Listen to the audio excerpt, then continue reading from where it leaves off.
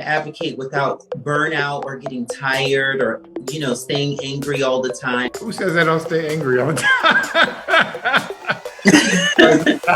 There's so much to be angry about, but I don't believe in this no days off mentality I hear so much about on the internet and social media.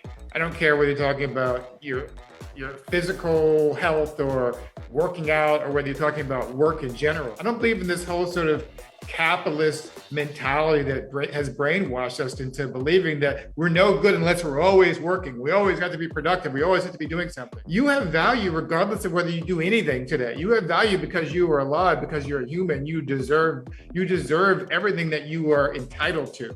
And don't let anybody convince you that you have to be constantly engaged in activity in order to be worthy. I think the first thing we have to do is find ways to take care of ourselves. Love begins by loving ourselves. I think about the Whitney Houston song from George Benson, "The Greatest Love of All." I found the greatest love of all was inside of me. That was the message of that song. You don't have to look somewhere else for hero worship. You can look in yourself and figure out a way to love yourself. Learning to love yourself is the greatest love of all. It's a very similar message to what's taught, I think, even in Christianity. When Jesus is approached by the Pharisees in Matthew 22, 32, and 37, they ask, what's the most important commandment? And Jesus says to love the Lord God with your heart, soul, and mind, and love your neighbor as yourself. But you can't love your neighbor as yourself if you don't love yourself. You have to figure out a way to love yourself, to take care of yourself, to nurture yourself, to support yourself before you can help anybody else. Even if you go on an airplane, when they tell you if the mask comes down from the ceiling, you first secure your own mask before you help someone else.